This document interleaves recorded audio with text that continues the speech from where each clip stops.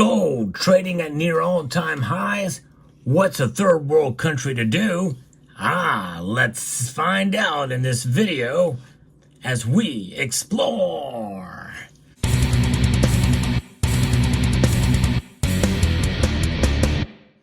That's right, Ghana is a third world country in Africa, but they got a lot of gold and they are looking to boost pretty dramatically the production of this metal. Indeed, they're going to take advantage of the resources, not just there, but in other areas as well. And I think it's kind of exciting to see, especially with gold's price at near an all-time high. It only makes sense that companies and countries, nations themselves, are looking for more of it to bolster their resources and to maybe take them out of the third world and maybe implement them into the second and maybe first world. But it's going to take a lot more than just money to make that happen. I'll talk about that later as well. Ghana will launch monster mines to boost gold production.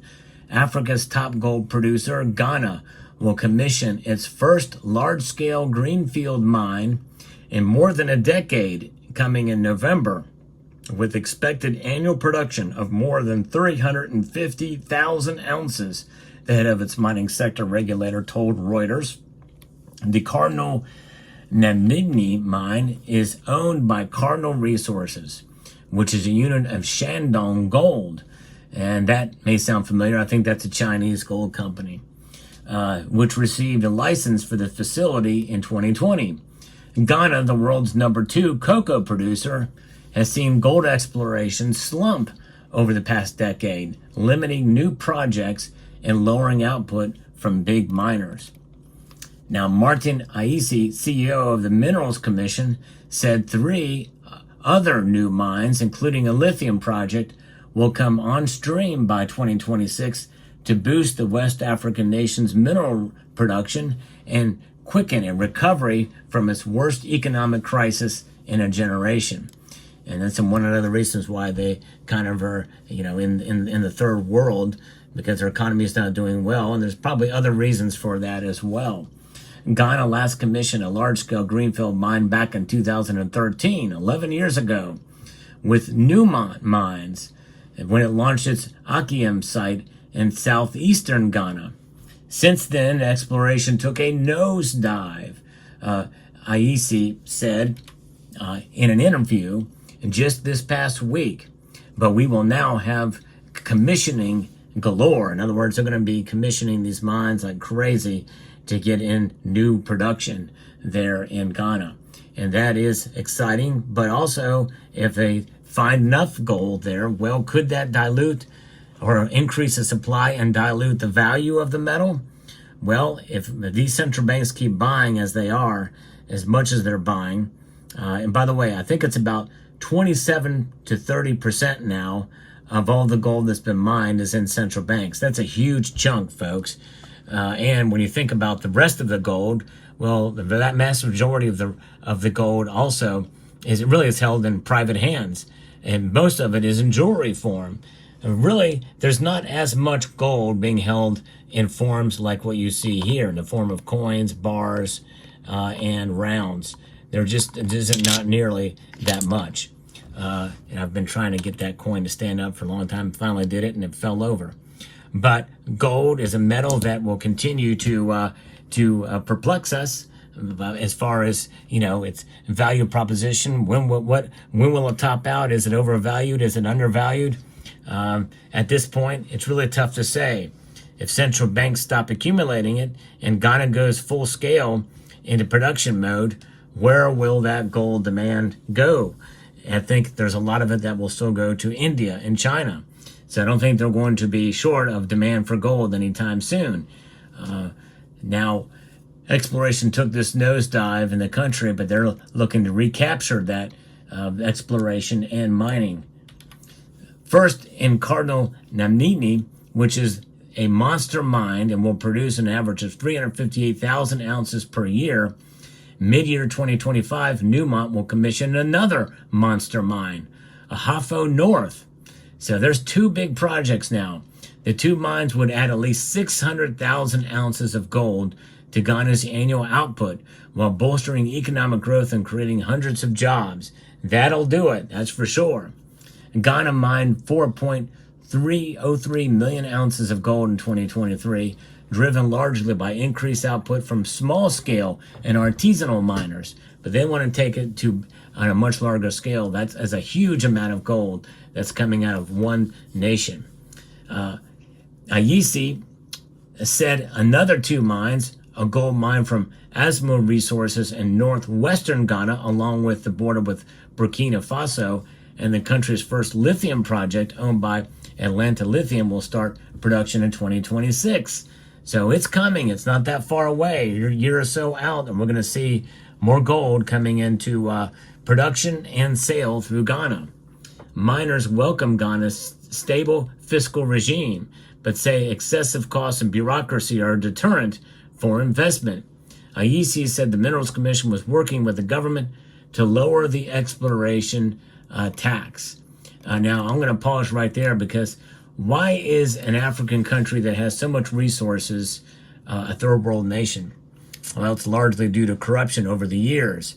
And even though right now they may have a stable fiscal regime, most African nations have some level of corruption in one form or another. This is one of the reasons, because Africa is full of resources. This is why China and Russia are trying to gain a foothold in that nation. And by the way, that's why Leopold also made his way into Africa and others countries, France, England, pretty much all of the empires have made their way into Africa because of the resources. Even going back to, some of the gold trading into the Aksum Empire as well, which, by the way, was on the Horn of Africa back in the 1st century. And so that is what we're looking at here with Africa. It's usually political corruption, dictatorships, and government. Government typically is always the problem, mostly in these nations that have become corrupt. Absolute power corrupts absolutely, no question about that. And every range of corruption can happen in between, depending on the levels of power and the balance of power in these nations. And we're seeing it here in the United States happening right in front of our eyes, and blatantly, by the way, I might add. And the rate we're going, we could end up like that too if we're not careful. And if you don't think it can happen, well, look at the empires that have fallen over the course of history. The Roman Empire, for one, it's probably the best example of that. But anyways, I digress. Ivory Coast, by the way, is number one when it comes to the exploration spend because they have made it easier.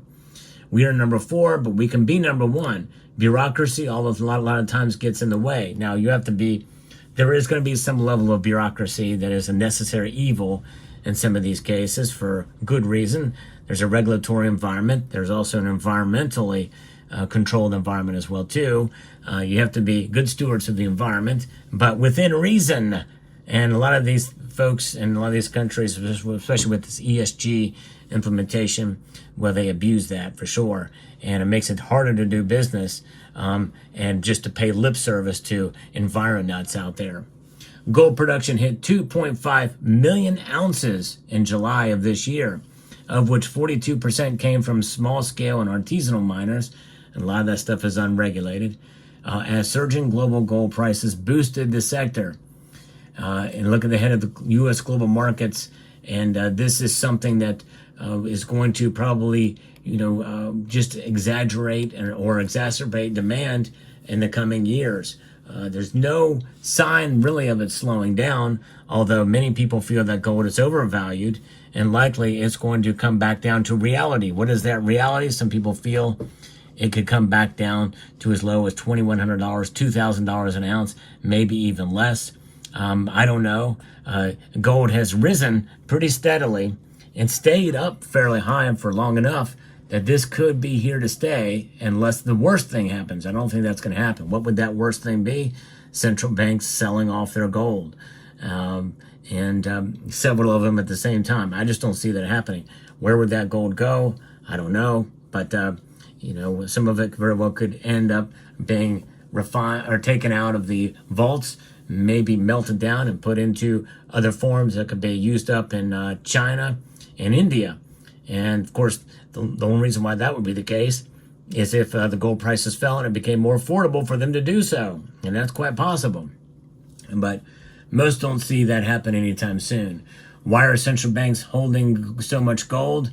For the same reason why Ghana feels pretty confident in their efforts to boost gold production. Because they see what's happening around the world. The whole world is sick. The whole world is sick economically. And there's geopolitical problems around the whole world right now that could lead to an increased conflict on 3 or more fronts. And that could lead to some sort of semblance or measure of a world war.